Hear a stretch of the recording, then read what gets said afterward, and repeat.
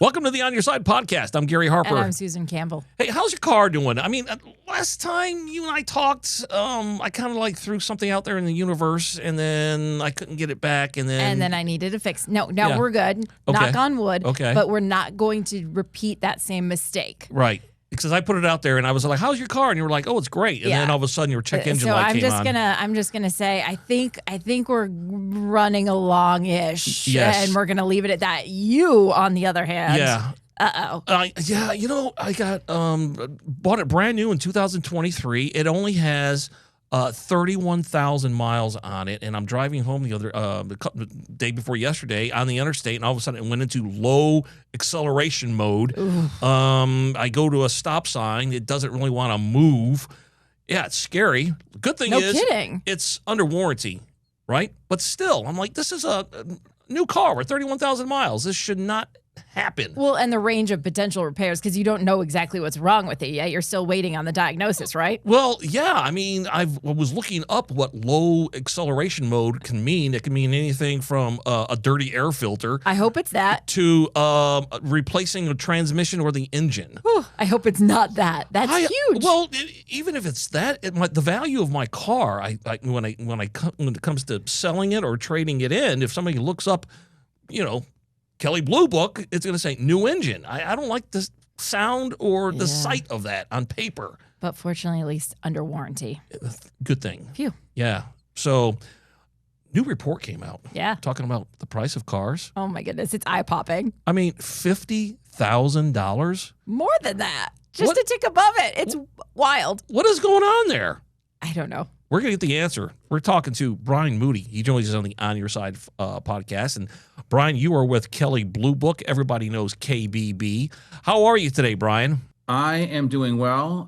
My cars are all running perfectly fine. Oh, no, you just did it too. No limp home mode. I don't believe in that. I know what you're saying. I don't believe in that. Okay. I don't believe in jinxing.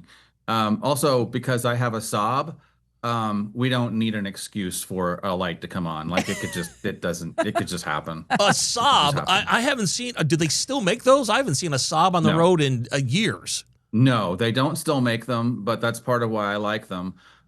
Recently I had a bad tail light, like the brake light went out and a warning light came on. And I thought, go to the parts store, buy a brake light bulb, stick it in. Easy. No, not going to happen. Easy. When it goes out, it switches to a different one because it's a safety feature, and one bulb has multiple voltages. And anyway, let's just say that the guy behind the counter at the parts store was like, well, I've never heard of that before. And you never want to hear that. No, that's a terrible thing. The car manufacturers, and we're going to get to the $50,000 price tag in just a minute, but car manufacturers, I don't know. I mean, engineers are so smart. That's why they're engineers. But by the same token, engineers can be so dumb. And I'll give you an example. On 2 cars ago, my headlight went out. No big deal. I was looking to kind of replace it myself. I couldn't figure it out, so I took it to my mechanic. I went to the restaurant next door to wait for him to do it. He calls me. He says, we're going to have to take the entire front bumper off of the car to get to your... Yes. Are you serious? Why would you be an engineer and design a car where you have to take off the front bumper to get to the light bulb? Well, that seems... Some of the vehicles now are being made with the actual battery under the driver's seat. Yes, or in the back seat. The battery's in the back seat. I'm with you. I don't get it. They're so smart, yet they're so dumb. Anyway, Brian, listen, you probably have a couple of $50,000 cars in your, mansion there, right? So what's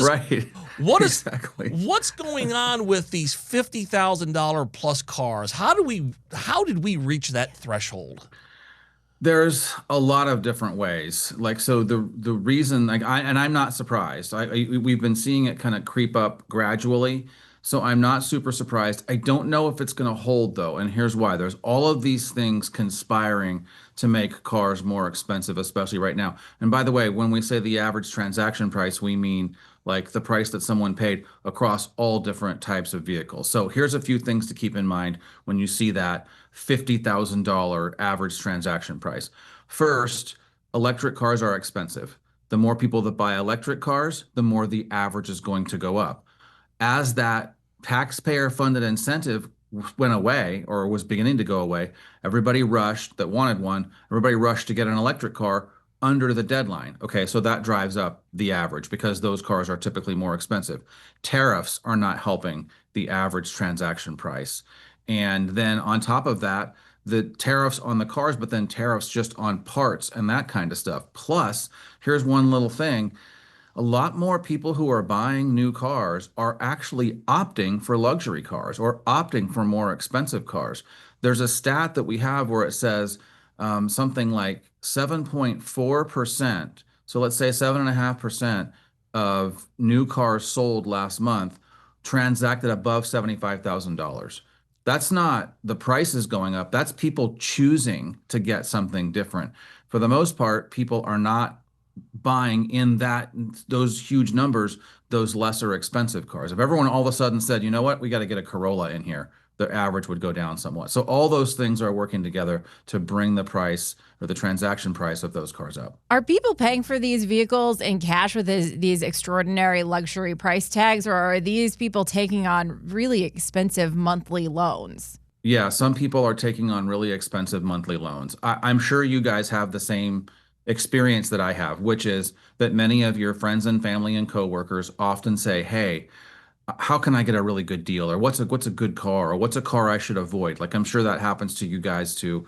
With me, it happens with cars. With you guys, it probably happens to all different things. But this is how that conversation usually goes. I say, well, you can get a great deal by getting a used electric car that depreciate rapidly, or you can get a hatchback or a sedan. The Corolla Hybrid, for example, is like $27,000. And the next thing they say is, right, so I'm looking for a Denali. And I'm like, no, there's no deals on that. There's no deals on that because everybody wants that kind of thing. A full-size luxury SUV is not the place you go to get a deal. So yes, people are taking on higher and higher monthly payments. They probably ought not to. If you can't afford a car by the monthly payment in like 3 or 4 years, that probably is a good indication you should be looking for a less expensive car. If you got to stretch it out to like 6 or 7 years, that's not probably financially wise. Brian, I've seen some of these commercials, and it drives me insane. 84 months we can finance a car.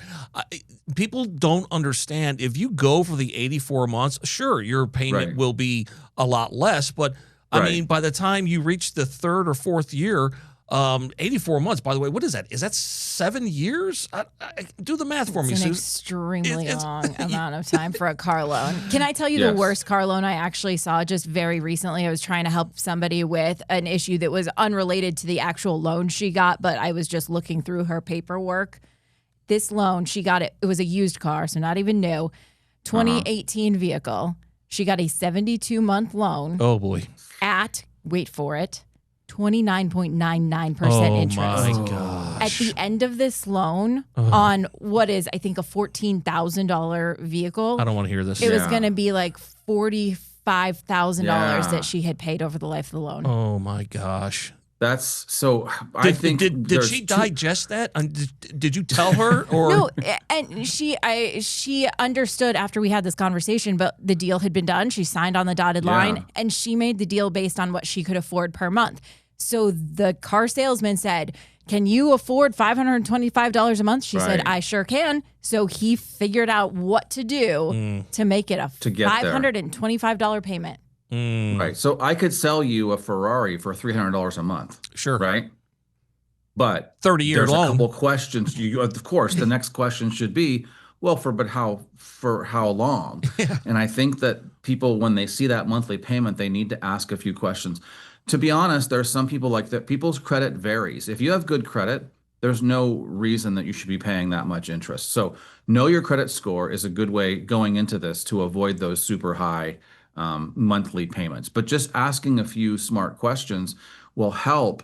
Also, having a new car and having a very long loan, and used cars are a little bit different because the interest rate tends to be higher because it's a higher risk for the lender. Yeah. But if you have a new car and you're getting a loan, be very cautious about paying on the car beyond the warranty period. If you were to buy some expensive European luxury car, and the only way you can afford it is to make those super long monthly payments, Well, if something breaks on it outside of the warranty period, you're now on the hook for the monthly payment plus the repair. So just be super cautious about that. There are good deals to be had. I think that's the good news in all of this. Let's get back to the $50,000 price tag, the average for cars. I'm assuming cars are more expensive because they have like more expensive parts. You have cameras, you have windshields that can, make a sandwich if you're hungry. I mean, windshields are through the roof, right? I mean, they can do windshields. They can do anything. But what's going on with the features, and that's probably driving up the price. It is, but also keep this in mind. Some features on new cars are government mandated.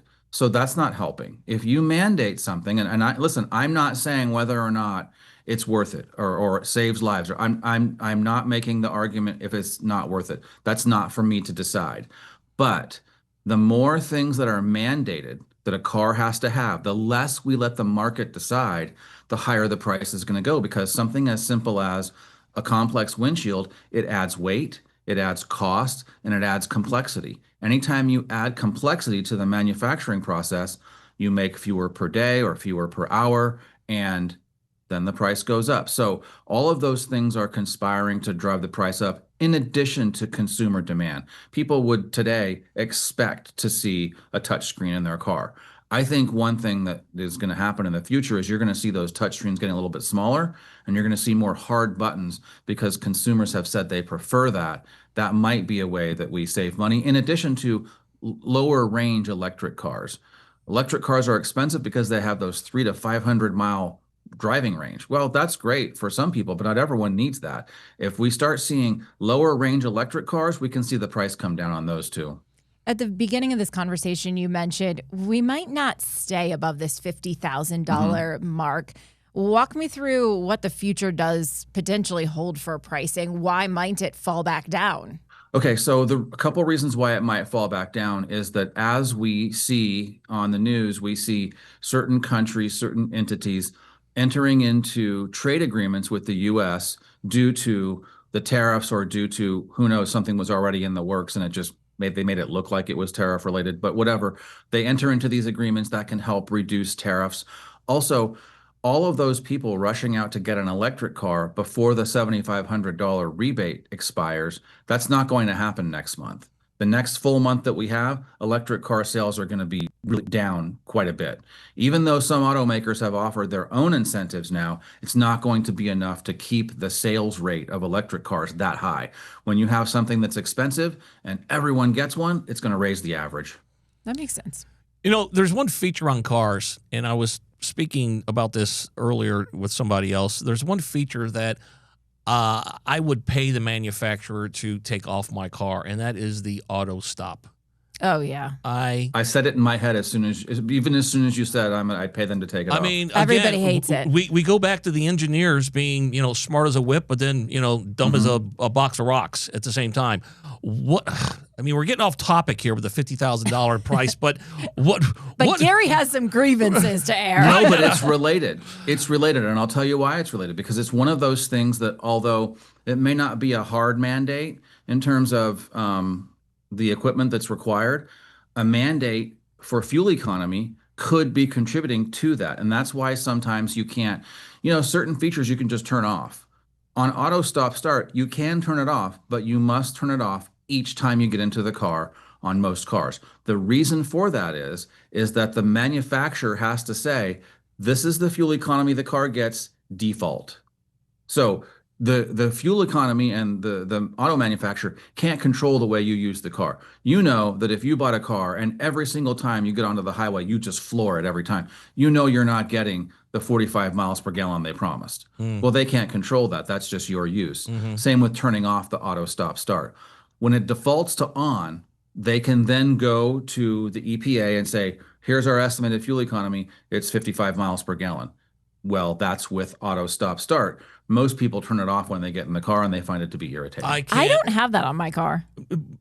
None You're of lucky. them? Yeah. So my husband has the minivan of the family. His has it, and he turns it off every time he gets in the car. But mine doesn't. Mine's a 2020. It's like a habit. You get in, you put your seatbelt on, and then you go dink, and you press that button. And you're like, I don't want this darn thing on. It's annoying as heck. There's a couple news cars we have that I've driven, and it surprised me because if you don't drive with it usually, you're like, whoa, what is going on? And it gets to be 118, 120 degrees here. I just, the air condition is probably like really working overtime with no engine kind of, pumping, making it go. But sometimes if you put the AC on max, it's a secret way to defeat the auto stop start. Ooh, it's an override. Oh, I like that. It's usually temperature dependent. So if you lived in some place like San Diego, for example, it would turn off and on because it's going to have an easy time keeping up with, the temperature that you set. So also, I'll say this, some are getting better. There's a couple cars that have had it. It varies widely from car to car. Some are clunky, like it goes honk, and then you're like, oh my gosh, the cars. Some you can't tell. So part of the test drive should be this, and I also think you should take a technology test drive too, connect your phone and do all that so that you can make sure that the car you're going to get is easy to live with and doesn't do all of these annoying things after you already have it home. I like the idea of a technology test drive. That's smart. That's what you got to do these days. All right, Brian, thanks so much for being on the On Your Side podcast. People want to find out more about you or Kelley Blue Book. Where do they go? Yeah, you can just go to kbb.com. That's Kelley Blue Book's website, and there's lots of great information. Of course, you can find the value of your car and the price that you should be paying on your next new or used car. And you know what? kbb.com made it easier for people. Now you just put in the license plate and the state, and it just, bink, pops up your value. It knows. I love that. All right, Brian, thanks so much, man. Have a great week. You too. All right, Brian Moody, Kelley Blue Book. I like that guy. He always gives some really good information when we talk about cars. Fantastic, easy advice, things we can all take away. And he said he was not surprised by this $50,000. I know. He studies this stuff, right? Right. I am surprised still. Even after he explained all of the reasons and the factors that go into that number, it's still an eye-popping number. And it's so close to the average salary, right? Like, people don't make enough money to afford that kind of a vehicle. Yeah, and what about that stat that he gave? 7.4%, I think he said, of people bought a luxury car. How much did he say? Over 75. Over $75,000. My goodness. I know. I hope they don't get underwater with those long, stretched-out payments. The On Your Side podcast is produced by Brad Denny. Our audio engineer and editor is Todd Martin. Segment producer is Colin Stanton. And I'm Gary Harper. And I'm Susan Campbell. If you have a problem you can't resolve, maybe we can't, send us a message through azfamily.com or our AZ Family mobile app. Look for the On Your Side section and leave us a message. Thanks so much for listening to the On Your Side podcast. And if you like it, leave us a review. We'll see you next week. On Your Side is on Good Morning Arizona every weekday morning at 6:45 and 7 o'clock. And every weekday evening on Good Evening Arizona at 4 and 5 o'clock. You can also catch it on Arizona's Family News at 9 on 3TV every weeknight.